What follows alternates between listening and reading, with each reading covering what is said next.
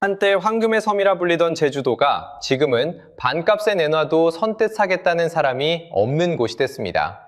감정가의 절반의 경매로 나온 물건이 5건 중 4건은 그대로 유찰됩니다. 여러분, 한번 생각해 보세요. 불과 몇 년 전만 해도 없어서 못 사던 제주 부동산입니다.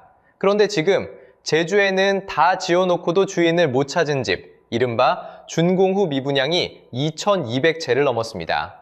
역대 최고치를, 그것도 매달 새로 갱신하고 있어요. 어떤 단지는 425세대 가운데 단 한 세대만 분양되고 나머지가 통째로 공매로 넘어가기도 했습니다. 도대체 무슨 일이 벌어진 걸까요? 여기엔 결정적인 출발점이 하나 있습니다. 바로 제주에 들어왔던 1조 원이 넘는 외국 자본입니다. 그 돈이 어디서 와서 어디로 빠져나갔고 왜 하필 제주만 이렇게 됐는지 그 답을 찾으려면 모든 게 시작된 2010년으로 돌아가야 합니다. 자, 먼저 지금 제주가 어떤 상태인지부터 숫자로 보면요. 다 지어놓고도 주인을 못 찾은 집, 이른바 준공후 미분양이 2026년 2월 기준 2213세대입니다. 역대 최고치예요. 더 무서운 건 이 기록이 매달 새로 갈아치워진다는 겁니다. 전체 미분양으로 넓혀보면 약 2700채, 그중 82%가 이렇게 다 짓고도 안 팔린 집입니다. 쉽게 말하면요, 음식을 다 차려놓은 식당에 손님이 안 오는 상황이에요. 그런데 이게 어디서 터졌을까요? 미분양의 63%가 읍 면지역에 몰려 있습니다. 도심이 아니라 외곽부터 무너지고 있다는 뜻이죠. 여기서 핵심은 가격을 내려도 안 팔린다는 겁니다. 경매장 풍경을 한번 보세요. 감정가 대비 실제 팔린 가격, 낙찰가율이 전국 꼴찌입니다. 토지는 37.8%까지 떨어졌는데 이건 25년 만에 가장 낮은 수치예요. 주거시설도 58.6%에 그칩니다. 전국 평균이 77.6%인 걸 생각하면 한참 미치죠. 게다가 경매에 나온 물건 5건 중에 겨우 1건 정도만 새 주인을 찾습니다.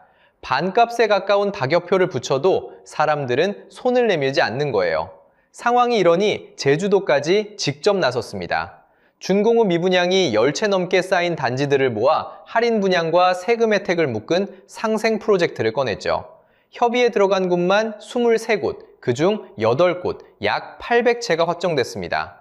행정이 직접 떨이를 도와줘야 할 만큼 시장이 얼어붙었다는 신호입니다. 도대체 없어서 못 사던 섬이 어쩌다 이렇게 됐을까요? 이 모든 건 2010년 작은 제도 하나에서 시작됩니다. 이야기는 2010년으로 거슬러 올라갑니다. 그해 제주는 전국에서 가장 먼저 부동산 투자 이민제를 도입했어요. 관광 휴양시설에 5억 원 이상을 투자하고 5년만 유지하면 영주 자격을 내주는 제도였습니다. 쉽게 말하면요, 5억을 넣으면 영주권이 나오는 패스트트랙 자판기가 생긴 셈입니다. 게다가 당시 제주는 외국인이 비자 없이 들어올 수 있는 곳이었어요. 그러니 사실상 외국인 전용 영주권 통로가 열린 겁니다. 자, 여기서 핵심입니다. 그 자판기에 돈이 몰리기 시작했어요. 2010년부터 2022년까지 이렇게 들어온 외국인 투자 이민 금액이 1조 2616억 원입니다. 그런데 이 중 98%가 중국 자본이었습니다. 10명 중 9명 넘는 투자자가 한 나라에서 온 셈이죠. 이 돈이 들어오자 멈춰있던 대형 공사장이 다시 돌아가기 시작합니다. 조성비만 2조 1000억 원이 들어간 제주 신화월드가 그렇게 올라갔어요. IMF 이후 30년 가까이 방치됐던 드림타워도 이 흐름을 타고 되살아납니다. 오래 멈춰있던 시계가 다시 도는 것처럼 보였죠. 결과는 숫자로 보면요, 더 분명합니다. 2016년 제주 공동주택 공시가격은 한 해에 25.67% 올랐어요. 전국에서 가장 높았고 전국 평균의 약 5배였습니다. 집값이 1년 만에 4분의 1씩 뛴 거예요. 웬만한 투자 상품도 따라오기 힘든 상승률이었습니다. 2021년에는 제주 아파트 시세가 단번에 약 50% 급등합니다. 1억짜리 집이 1년 새 1억 5천이 된 셈이죠. 그야말로 황금의 섬이었습니다. 그런데 바로 이 화려한 상승 속에 나중에 부메랑이 될 약점이 하나 숨어 있었습니다. 여기서 한 가지 이상한 점이 있습니다. 그 비싼 집들 도대체 누가 다 산 걸까요? 자, 여기서 핵심입니다. 그 비싼 집을 도대체 누가 다 샀느냐는 겁니다. 2025년 제주의 민간 아파트 분양가는 3.3제곱미터당 2,600만 원을 처음 넘었습니다. 평균을 내면 한 채에 약 8억 8천만 원이에요. 서울 바로 다음 가는 수준입니다. 쉽게 말하면요, 전국에서 두 번째로 비싼 값에 집을 내놓은 셈입니다. 그런데 이상하죠? 제주 사람들 주머니 사정은 정반대였거든요. 제주도민의 실질 임금은 17개 시도 가운데 꼴찌입니다. 세전으로 한 달에 302만 원이에요. 1위인 서울보다 132만 원이나 적습니다. 매달 130만 원짜리 월세 한 채만큼을 덜 버는 셈이죠.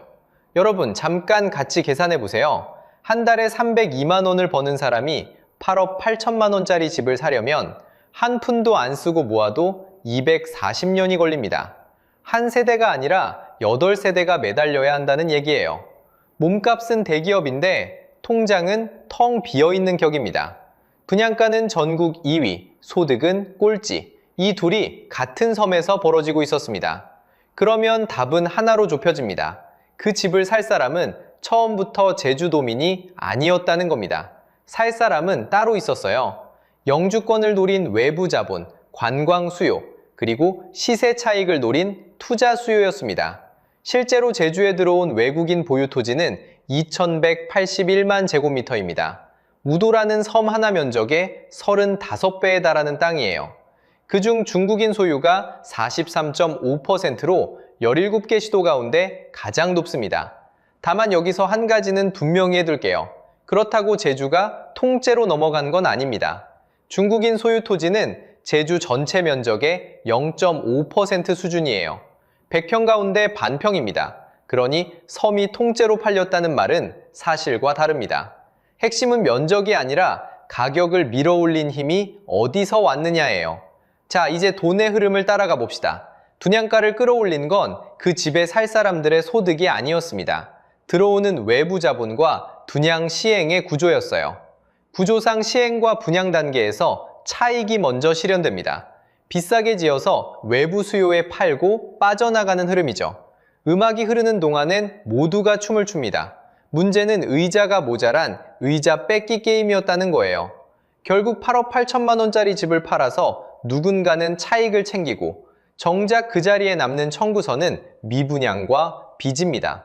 그래서 제주도민들이 그 집을 못 산 게 아니라 애초에 그들의 소득으로는 닿을 수 없는 가격이었던 겁니다. 아, 그래서 내가 못 산 거였구나 싶은 분들 계실 겁니다. 그렇다면 한번 생각해 보세요. 이 모든 게 외부에서 들어온 돈에 기대 굴러가던 구조라면 그 돈이 빠지는 순간 어떻게 될까요? 그리고 2017년 무렵 그 돈이 실제로 빠지기 시작합니다. 자, 그렇다면 그 많던 외국 자본은 왜 빠져나간 걸까요? 여기엔 누구의 잘못이라기보다 외부 환경에 변화가 있었습니다. 한때 두 나라 사이가 외교적으로 껄끄러워진 일이 있었고 자본을 보내던 쪽에서도 돈이 나라 밖으로 빠져나가는 걸 막는 규제가 강해졌습니다. 쉽게 말하면요, 물길이 막힌 겁니다. 들어오던 돈줄이 위에서부터 조여진 거예요. 여기에 우리 쪽 문턱도 높아졌습니다. 2023년 투자 이민 기준 금액이 5억에서 10억으로 2배가 됐습니다. 5억이면 들어오던 사람이 이제 10억을 들고 와야 하니 문을 반쯤 닫은 셈이죠. 결과는 숫자로 보면 더 분명합니다. 투자 이민 건수가 2015년 334건에서 2023년 37건으로 줄었습니다. 잘 나가던 식당에 손님이 열에 하나만 남은 격이에요. 그러다 2024년 상반기엔 단 5건, 사실상 멈춘 겁니다. 같은 해 제주로 들어온 투자액은 290억 원, 역대 가장 적은 액수였고 2025년 신규 투자는 거의 제로에 가까웠습니다. 12년 동안 1조가 넘게 들어오던 돈이 마치 썰물처럼 빠져나간 거죠. 그럼 그 돈으로 짓던 건 어떻게 됐을까요? 대표적인 게 제주 헬스케어 타운입니다. 2012년 착공에 한창 올라가다가 2017년 공정률 56%에서 멈췄습니다. 절반 좀 넘게 뒷담한 거예요. 그 뒤로 8년째 그대로 방치돼 있고 지금은 공기업이 이걸 떠안아 다른 용도로 바꿀지 검토하는 중입니다.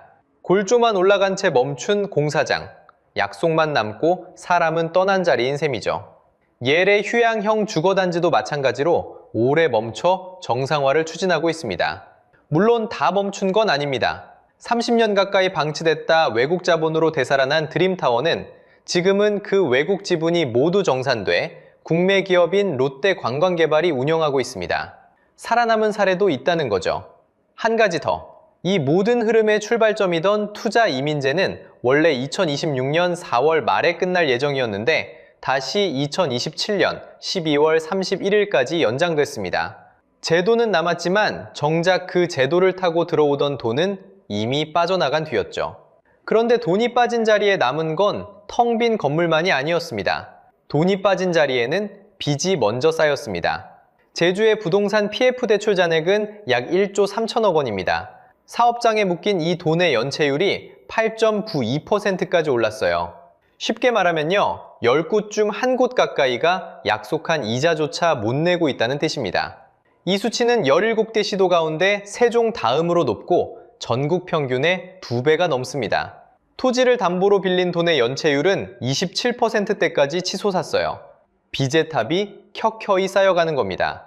그런데 빚만 쌓인 게 아닙니다. 일감 자체가 말랐어요. 제주의 건설 부가가치는 2017년 2조 1천억 원이었습니다. 그게 2022년에는 1조 3천억 원으로 줄었어요. 쉽게 말하면 동네에서 가장 큰 일터의 매출이 5년 만에 3분의 1 넘게 사라진 셈입니다. 새로 들어온 일감, 즉 건설 수주액도 2024년 1조 2천억 원대에서 2025년에는 약 5,900억 원으로 반토막 났어요. 민간이 발주한 공사는 3년 새 3분의 1로 쪼그라들었습니다. 상가와 빌딩 거래도 얼어붙었어요. 2025년 5월 상업, 업무용 빌딩 거래액은 한 달 만에 65.7%나 줄었습니다. 17개 시도 가운데 가장 큰 낙폭입니다. 그럼 이게 제주만의 일일까요? 진짜 무서운 건 따로 있습니다. 빚이 쌓이고 일감이 마르자 이번엔 사람이 떠나기 시작했어요. 제주 인구는 2023년에 14년 만에 처음으로 순유출로 돌아섰습니다. 그 해에만 1,687명이 더 빠져나갔어요. 그리고 2023년부터 2025년까지 누적 9,321명이 섬을 떠났습니다. 더 뼈아픈 건 떠난 사람의 면면입니다. 이 가운데 20대와 30대가 6,371명, 무려 68.4%였어요. 10명이 떠나면 7명이 청년인 셈입니다. 그 이유는 대부분 일자리였습니다. 청년이 빠져나가는 도시는 미래를 미리 저당 잡힌 도시나 다름없어요. 그래서 국토연구원은 제주를 전국에서 유일하게 미분양 위험 최고 등급으로 분류했습니다. 빚과 일감과 사람이 한꺼번에 무너지는 도미노가 시작된 거예요. 그런데 제주가 그나마 믿고 있던 마지막 카드가 하나 남아 있었습니다. 그리고 2025년 그 마지막 카드마저 사라졌습니다. 제주가 끝까지 믿었던 무기는 중국인 무사증, 그러니까 비자 없이 들어올 수 있는 통로였습니다. 오랫동안 제주만 가진 독점 우위였죠. 그런데 2025년 9월 29일부터 2026년 6월 30일까지 정부가 이 무비자 입국을 전국으로 한시 확대했습니다. 제주만의 골목 가게가 전국 어디서나 살 수 있는 물건이 된 셈입니다. 더 큰 문제는 이 정책이 지금 종료를 코앞에 두고 있는데 연장될지조차 정해지지 않았다는 겁니다. 정부는 추가 관광 효과를 기대하지만 정작 발밑이 흔들리고 있어요. 내국인 관광객은 2024년 1,080만 명으로 2022년보다 19% 줄며 2년 연속 강수했습니다. 단골 5명 중 1명이 발길을 끄는 식당과 같은 상황입니다. 수요라는 땅 자체가 꺼지고 있는 거예요. 자, 그래서 우리는 무엇을 봐야 할까요? 반값이라는 말에 흔들리기 전에 냉정하게 확인할 신호가 3가지 있습니다. 카운트다운 하듯 짚어보겠습니다. 첫째, 준공 후 미분양이 줄기 시작하는가? 다 지어놓고도 주인을 못 찾은 집이 매달 역대 최고치를 경신하는 흐름이 멈추는 순간, 그게 바닥의 첫 신호입니다. 둘째, PF와 토지담보대출 연체율이 꺾이는가? 빚 갚을 약속을 못 지키는 사업장 비율이 내려와야 무너진 금융의 도미노가 멈춥니다. 셋째, 청년이 떠나는 발길이 멈추고 일자리가 돌아오는가? 사람이 빠지는 도시에 가격만 먼저 돌아서는 일은 없습니다. 이 세 가지가 함께 방향을 틀기 전까지 반값은 기회가 아니라 떨어지는 칼날일 수 있습니다. 맨손으로 잡으면 배입니다. 여기서 핵심입니다. 제주의 호황은 외부 자본이라는 한 축에 통째로 기대어 있었습니다. 그 기둥이 빠지자 모든 게 흔들렸어요. 거품의 정체는 결국 하나였습니다. 도민소득은 17개 시도 중 꼴찌인데 분양가는 서울 다음으로 치솟은 고분양가와 저소득의 괴리. 내 월급으로는 평생 못 사는 집의 가격만 외부의 돈으로 부풀어 오른 구조였던 겁니다. 그렇다면 회복은 언제 올까요? 그건 말이 아니라 숫자가 먼저 답할 겁니다. 미분양이, 연체율이, 인구가 먼저 돌아서야 가격이 따라옵니다. 공포가 지배할 때 숫자를 냉정히 보는 사람이 결국 답을 찾습니다. 마지막으로 여러분께 묻고 싶습니다. 지금의 제주는 잠시 쉬어가는 조정일까요? 아니면 더 길게 갈 구조적 침체일까요? 여러분의 생각을 댓글로 들려주세요. 그리고 제주의 오늘이 내 지역에도 올 수 있다고 느끼셨다면 그렇게 느낀 이유를 함께 적어주세요. 여러분이 사는 동네의 신호는 지금 어느 쪽을 가리키고 있나요?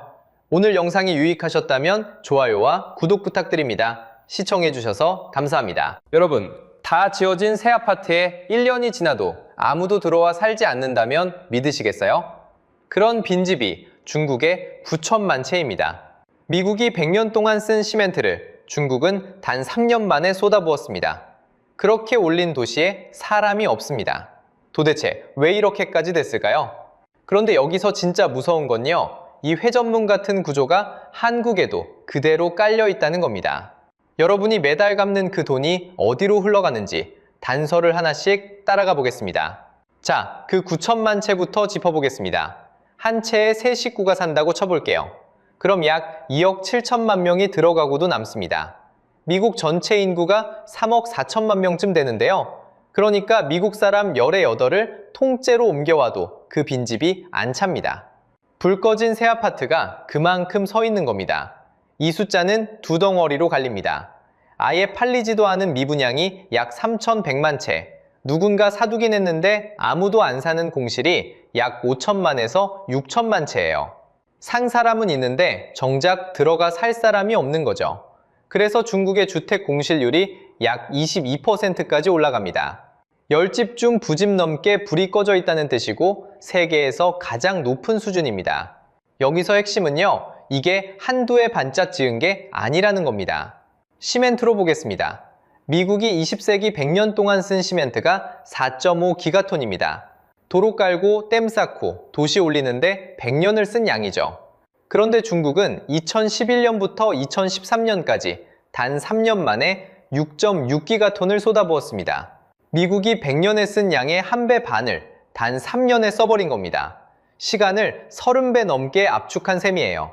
콘크리트는 무서운 속도로 올라가는데 그 안에 들어가 살 사람은 그 속도로 늘지 않습니다. 그러니 집은 자연히 남습니다. 숫자만으론 잘 안 와닿으시죠? 도시 하나를 보겠습니다. 중국 내몽골의 오르도스는 석탄으로 갑자기 돈벼락을 맞은 졸부도시였어요. 이 돈을 쏟아부어 캉바스라는 신도시를 짓는데 계획 인구가 무려 100만 명이었습니다. 그런데 2010년 도시가 거의 다 올라갔을 무렵 실제로 들어와 산 사람은 약 2만 8천 명이었어요. 100만을 꿈꿨는데 2만 8천 명, 계획의 100분의 3도 안 채워진 겁니다. 그래서 한동안 유령 도시로 불렸죠.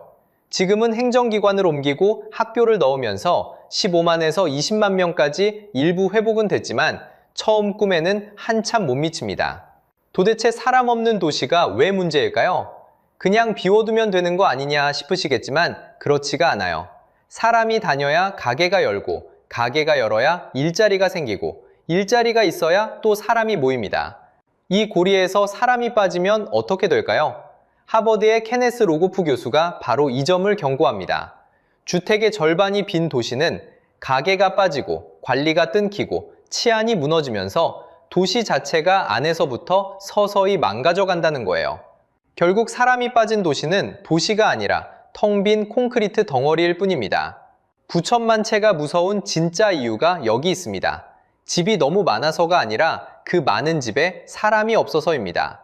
그런데 이 텅 빈 도시들 처음부터 망하려고 지은 게 아닙니다. 오히려 정반대였죠. 도대체 중국은 왜 이렇게까지 집을 지어댄 걸까요?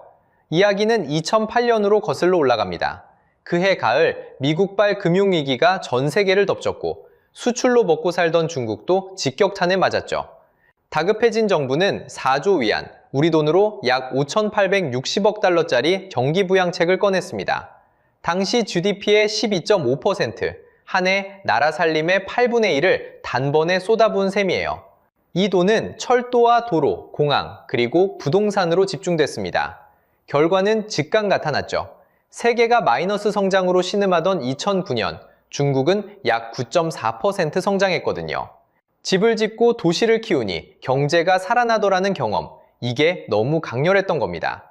부동산으로 경제를 떠받친다는 공식이 탄생한 순간이었어요. 그리고 한번 맛본 단맛은 좀처럼 끊기 어려웠습니다. 자, 여기서 핵심입니다. 중국의 땅은 우리와 근본부터 다릅니다. 토지가 전부 국가 소유라 개인도 기업도 땅을 살 수 없습니다. 오직 빌려 쓸 권리, 즉 사용권만 사고 팔 수 있어요. 그런데 이 땅을 파는 권리를 누가 쥐고 있느냐? 바로 지방정부입니다. 땅의 주인이자 유일한 판매자인 셈이죠. 도시를 키우려면 돈이 필요한데 가장 손쉬운 방법이 땅을 파는 겁니다. 실제로 중국 지방정부 세입의 약 30%에서 40%가 이 토지 사용권을 팔아서 나옵니다. 그러니 구조가 이렇게 돌아갑니다. 땅을 팔아 도시를 짓고 도시가 번듯해지면 주변 땅값이 오르고 오른 땅을 다시 팔아 더 많은 돈을 만들죠. 끝없이 도는 회전문입니다. 게다가 인프라 실적도 공무원 승진도 전부 여기 묶여 있었으니 누구도 이 문을 멈출 이유가 없었습니다. 그럼 이 도시를 짓는 막대한 공사비는 어디서 났을까요? 여기서 또 하나의 장치가 등장합니다. 바로 선분양입니다. 쉽게 말하면 아직 짓지도 않은 집을 미리 파는 거예요. 개발사가 땅만 확보한 상태에서 그림과 모형만 보여주고 계약금을 받습니다. 여러분이 낸 분양금이 그 집을 짓는 종잣돈이 되는 거죠. 월급을 받기도 전에 외상으로 집을 짓는 셈입니다. 개발사 입장에선 자기 돈이 거의 안 듭니다. 새 아파트를 분양해 들어온 돈으로 이미 짓던 아파트 공사비를 메우는, 마치 돌려막기처럼 앞에서 받은 돈으로 뒤를 막는 구조였던 겁니다. 이 바퀴는 새 분양이 계속 나가는 동안에만 굴러갈 수 있었습니다. 자, 그럼 이 많은 집을 누가 다 사줬을까요? 여기서 중국만의 강력한 수요가 나옵니다. 중국 사람들은 집에 대한 집착이 유난히 강하거든요. 자가 보유율이 약 90%로 세계 최고 수준입니다. 왜 이렇게까지 매달릴까요? 집은 가장 안전한 자산으로 여겨졌고 결혼하려면 남자 쪽이 집을 마련하는 게 사실상 조건이었죠. 여기에 내 집이 있어야 어깨를 편다는 체면 문화까지 더해집니다. 그러니 수요가 끝없이 이어질 거라는 믿음이 온 나라에 깔렸어요. 실제로 부동산이 중국 경제에서 차지하는 비중은 넓게 보면 약 29%에서 30%, 좁게 잡아도 24%에 달했습니다. 나라 경제의 4분의 1이 집과 땅 한 채에 걸려 돌아갔다는 얘기죠. 위기 때 쏟아부은 돈, 땅 팔아 사는 지방정부, 짓지도 않은 집을 미리 파는 선분양, 집에 매달리는 90%의 사람들. 이 네 가지가 맞물려 세계 역사상 유례 없는 건설붐을 만들어냈습니다. 누구도 손해보지 않는 완벽한 공식처럼 보였죠. 그런데 딱 하나가 빠져 있었습니다. 그 집에 들어가 살 사람입니다. 끝없이 돌아갈 것 같던 이 회전문은 어떻게 멈췄을까요? 멈춤 버튼을 누른 건 시장이 아니라 중국 정부였습니다. 2020년 8월, 당국은 부동산 개발사들에게 3중 레드라인이라는 선을 그었습니다. 빚을 너무 많이 진 회사는 더 이상 돈을 빌리지 못하게 막는 규제였죠. 빚으로 굴러가던 바퀴에 갑자기 브레이크를 건 겁니다. 기준은 세 가지였어요. 자산 대비 부채는 70% 아래로, 순부채 비율은 100% 아래로, 단기에 갚을 빚보다 현금이 더 많을 것, 하나라도 넘으면 신규 대출이 막혔습니다. 여기에 시진핑 주석의 한마디가 명분을 더했습니다. 집은 거주용이지 투기용이 아니다. 그럴듯하게 들리는 말이죠. 그런데 빚으로 굴러가던 개발사들에게 이건 사형 선고였습니다. 여기서 짚고 갈 게 있습니다. 이 개발사들은 남의 돈을 빌려 더 크게 베팅하는 방식으로 굴러갔습니다. 경제학에서는 이걸 레버리지라고 부르죠. 빚을 지렛대 삼아 사업을 몇 배로 키우는 겁니다. 잘 돌아갈 땐 수익도 몇 배가 되지만 돈줄이 막히는 순간 그 지렛대가 반대로 회사를 짓누릅니다. 그리고 가장 먼저, 가장 크게 주저앉은 곳이 헝다, 우리에게는 에버그란데로 알려진 회사였죠. 이 회사가 얼마나 컸는지 숫자로 보면요, 입이 벌어집니다. 청산 시점 기준 총 부채가 약 3천억 달러, 우리 돈으로 약 443조 원입니다. 한국 정부가 1년 동안 쓰는 나라 예산의 절반을 훌쩍 넘는 60%가 넘는 규모예요. 회사 하나가 진 빚이 5천만 국민이 1년을 살아가는 살림살이의 절반 이상이었던 겁니다. 이 빚이 어디서 나왔을까요? 헝다는 전성기에 280여 개 도시에서 1,300여 개 프로젝트를 동시에 벌였습니다. 그것도 집만 지은 게 아니라 전기차도 만들고 축구단도 사고 테마파크까지 손을 댔죠. 무슨 돈으로요? 아직 짓지도 않은 집을 미리 판 계약금을 끌어다 부었습니다. 전형적인 돌려막기였던 겁니다. 빚이 들어오는 속도가 갚는 속도보다 빠르기만 하면 회사는 멀쩡해 보였습니다. 그런데 정부가 그 속도에 브레이크를 건 순간 들어올 돈은 막혔는데 갚아야 할 빚은 그대로였던 진실이 드러난 거죠. 헝다는 2021년 12월 결국 빚을 갚지 못하고 두 손을 들었습니다. 디폴트에 빠진 겁니다. 그리고 2024년 1월 29일 홍콩 법원은 청산 명령을 내렸고 2025년 8월에는 홍콩 증시에서 상장 폐지됐습니다. 한때 중국 1위였던 거대 기업의 이름이 시장에서 지워진 거죠. 무너진 건 헝다 하나가 아니었습니다. 도미노였죠. 1위 헝다가 무너지자 2위 BV위안이 쓰러졌습니다. 컨트리 가든이라는 이름으로도 불리는 이 회사의 빚은 약 1조 4천억 위안, 우리 돈으로 약 250조 원입니다. 이 회사 역시 2026년 1월 회사를 정리할지 따져 묻는 심리를 앞두고 있어요.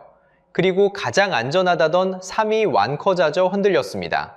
1991년 상장 이래 큰 적자 한 번 없던 업계의 모범생이었거든요. 그런데 그 모범생마저 2024년 처음으로 약 495억 위안, 우리 돈 약 6조 8천억 원의 거대한 적자를 기록했습니다. 가장 튼튼하다던 곳조차 이 정도였습니다. 1위, 2위, 3위가 차례로 같은 자리에서 쓰러졌습니다. 이건 한 회사의 경영 실패가 아니라는 뜻이죠.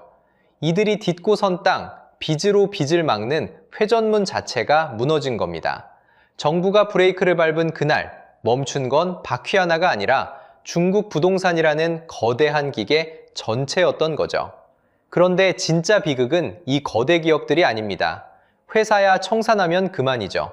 정말 무너진 사람들은 따로 있었습니다. 짓지도 않은 그 집에 계약금을 이미 낸 평범한 사람들이었습니다.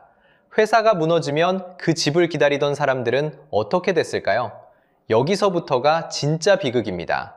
중국에는 짓담한 집을 부르는 말이 따로 있습니다. 바로 란웨이로우입니다. 돈은 다 받아놓고 짓다가 멈춰버린 집이라는 뜻이죠. 이런 집이 지금 중국에 약 4,800만 채 있습니다. 블룸버그가 집계한 숫자예요. 한국 전체 가구 수가 2천만 조금 넘는데 한국의 모든 집을 2번 채우고도 남는 양입니다. 독일 전체 주택수보다도 많아요. 분양사무실에서 환하게 웃던 모델하우스, 그 자리에 실제로 남은 건 철근이 드러난 회색 덩어리뿐입니다. 이 집들이 왜 짓다 말았을까요? 답은 선분양에 있습니다. 여러분이 계약금을 먼저 내면 그 돈으로 회사가 집을 짓는 구조인데 문제는 그 돈이 내 집이 아니라 다른 현장으로 흘러갔다는 겁니다. 한쪽 구멍을 메우려고 다른 사람 계약금을 끌어다 쓴 거예요. 노무라는 무서운 수치를 내놨습니다. 2013년부터 2020년까지 미리 판 집 가운데 약 60%만 실제로 인도됐다는 겁니다. 계약금을 내고도 4채 중 한두 채는 끝내 못 받았다는 뜻이죠. 평생 모은 돈을 넣었는데 열쇠를 손에 못 준다고 생각해 보세요. 결혼을 앞두고 아이방을 그리며 도장을 찍은 사람도 많았습니다. 그 설렘이 그대로 빚으로 바뀐 거죠. 우연한 사고가 아니라 처음부터 구조가 그렇게 짜여 있었던 겁니다. 더 잔인한 건 그 다음입니다. 들어갈 집은 없는데 대출이자는 매달 또박또박 빠져나갔습니다. 매달 갚는 그 돈이 내 보금자리가 아니라 빈 콘크리트로 들어가는 거예요. 어떤 분들은 전기도 수도도 없는 그 미완공 아파트에 그냥 들어가 살았습니다. 따로 월세 낼 돈조차 없었기 때문이죠. 시멘트가 드러난 벽, 깜깜한 복도, 끊긴 수도, 양동이에 물을 받아 나르고 촛불로 밤을 견뎠습니다. 빚은 그대로인데 살 곳은 그 모양인 겁니다. 누구라도 무너지지 않겠습니까? 결국 사람들이 거리로 나섰습니다. 2022년 7월 장시성에서 짓지도 않은 집의 대출을 더는 갚지 않겠다는 모기지 상환 거부 운동이 시작됐습니다. 이 움직임은 50개에서 100개 도시로 번졌고 영향을 받은 대출이 최대 2조 위안, 우리 돈 약 2,960억 달러였습니다. 정부는 주동자를 잡아들이고 게시물을 지웠죠. 하지만 게시물을 지운다고 빚이 사라지지는 않습니다. 절망은 화면에서만 지워졌을 뿐이에요. 여기서 진짜 핵심은 따로 있습니다. 중국 가게는 자산의 약 70%가 부동산에 묶여 있습니다. 10집의 곳간 중 7은 집 한 채가 전부라는 뜻이죠. 그러니 집값이 빠지면 그게 곧 전 국민의 자산이 깎이는 일이 됩니다. 실제로 2011년부터 2021년까지 오른 집값의 약 85%가 사라졌다는 추정이 나옵니다. 시장 가치로 보면 약 4분의 1이 증발한 셈이에요. 20년 동안 모은 돈이 다 집 한 채에 들어가 있는데 그 집값이 반토막이 났다면 어떤 기분일까요? 평생 모은 자산이 종이장처럼 얇아지는 경험, 그게 수억 가구에게 동시에 닥친 겁니다. 그러면 새 옷을 사고 가족여행을 갈 마음이 생기겠습니까? 지갑을 닫을 수밖에 없습니다. 그리고 분노가 향하는 곳도 있습니다. 누군가는 이 와중에 돈을 빌려 집을 여러 채 사두고도 새를 놓지 않고 그냥 비워뒀거든요. 값이 더 오르기만 기다린 거죠. 그 빈집들이 9천만 채 숫자의 한 축이 됐습니다. 짓담한 집에서 촛불을 켜는 가족과 멀쩡한 집을 빈 채로 잠가둔 사람, 이 어긋난 두 모습이 중국 부동산의 진짜 민낯이었습니다. 그런데 이 고통은 한 가족에서 끝나지 않았습니다. 나라 전체로 번지기 시작했죠. 여러분, 집값이 빠지는 게 정말 집주인만의 문제일까요? 천만에요. 집값 하락은 도미노의 첫 번째 폐일 뿐이거든요. 경제학에서는 이걸 역자산 효과라고 부릅니다. 쉽게 말하면요, 내 집값이 빠지니까 나도 모르게 지갑을 닫게 되는 현상입니다. 생각해보세요. 내 집값이 억 단위로 빠졌는데 외식하러 나갈 기분이 나겠습니까? 그래서 소비가 줄고, 소비가 줄면 미래가 불안하니 결혼과 출산을 미룹니다. 사람들이 집을 안 사니 새 아파트 공사가 멈추고, 공사가 멈추니 땅이 안 팔립니다. 그런데 앞에서 봤듯이 지방정부는 땅 팔아 살림을 굴리던 구조였잖아요. 땅이 안 팔리니 지방 살림이 휘청하고, 일부 지역에선 공무원 월급마저 깎였습니다. 공무원이 허리띠를 졸라매니 외식도 관광도 다 줄어들고, 내수가 식으니 일자리가 사라지고 청년들이 갈 곳을 잃습니다. 집값이라는 폐 한 장이 결혼과 일자리까지 줄줄이 끌고 넘어가는 겁니다. 이게 바로 빈집 하나가 나라 경제 전체를 끌어내리는 도미노의 정체입니다. 그럼 나라 국가는 어떨까요? 숫자로 보면요, 중국 지방정부 부채는 위태롭습니다. 공식 빚에다 숨겨둔 빚까지 합치면 2019년 GDP의 62%였던 게 2024년 84%로 불었습니다. 여기서 핵심은 그 숨은 빚입니다. 이걸 LGFV라고 하는데요. 쉽게 말해 지방정부가 빚을 떠넘겨두는 자회사입니다. 이 숨은 빚만 GDP의 절반에서 많게는 80%로 추정돼요. 한 나라가 1년 동안 버는 돈의 절반 넘는 빚이 장부 바깥에 따로 숨어 있다는 뜻이죠. 게다가 부동산은 중국 GDP의 약 4분의 1에서 3분의 1을 떠받치는 기둥입니다. 그 기둥이 흔들리는데 경제가 멀쩡할 리가 없죠. 결국 부동산이 살아나지 않으면 침체에서 빠져나오기가 대단히 어렵다는 얘기입니다. 그런데 더 근본적인 문제가 있습니다. 빈집을 채워줄 사람 자체가 사라지고 있다는 겁니다. 빈집은 한 번 지어지면 그대로 남는데 거기 들어와 살 사람이 매년 줄어든다는 거예요. 중국 합계 출산율은 2025년 기준 약 1.01까지 내려왔습니다. 한 여성이 평생 아이를 한 명 겨우 낳는다는 뜻이죠. 한국, 대만과 어깨를 나란히 하는 세계 최저권 수치입니다. 2025년에 태어난 아기는 약 792만 명, 1949년 건국 이래 가장 적었습니다. 10년 전의 절반에도 못 미치는 숫자거든요. 거기에 2025년 한 해 인구가 자연적으로 약 340만 명 줄었습니다.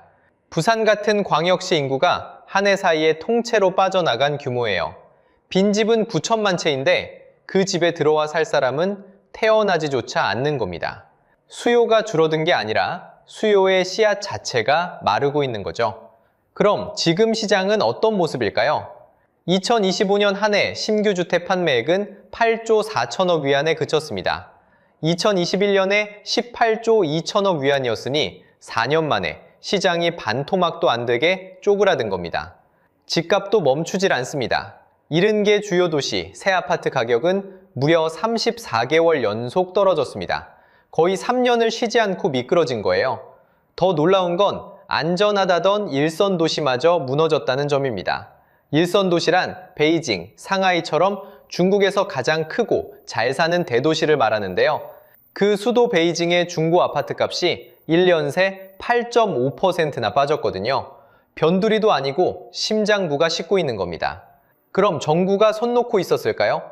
2024년에 420억 달러를 풀어 안 팔린 빈집을 사들이는 대책을 내놨습니다.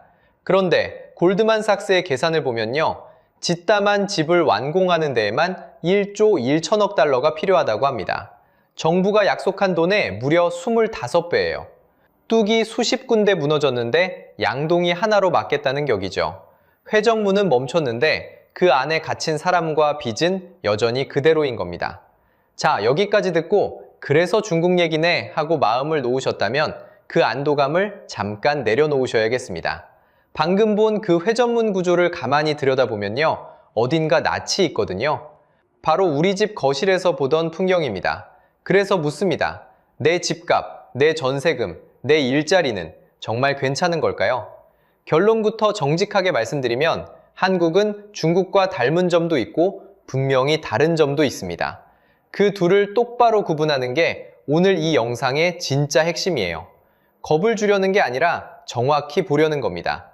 먼저 닮은 점입니다. 중국 가계의 발목을 잡은 건 자산의 약 70%가 부동산 한 곳에 묶여 있었다는 점이었죠. 그럼 한국은 어떨까요? 한국 가계도 전체 자산의 약 70%에서 80%가 부동산에 들어가 있습니다. 가진 돈의 대부분이 집 한 채에 잠겨 있다는 거예요. 미국이나 일본 가계가 절반 안팎인 것과 비교하면 한국과 중국은 유독 한 곳에 몰아둔 나라입니다. 여기에 빚이 더해집니다. 중국 수요가 빚으로 떠받쳐졌듯이 한국도 한때는 50년짜리 주택담보대출까지 등장했어요. 30에 받으면 80에야 끝나는 빚으로 집을 산다는 뜻이죠. 거기에 부동산 PF 부실, 안 팔리고 쌓이는 미분양까지. 중국에서 봤던 단어들이 한국 뉴스에도 그대로 등장합니다. 단어만 같은 게 아니라 빚으로 집을 떠받친다는 구조가 닮아 있는 겁니다. 자, 여기서 핵심입니다.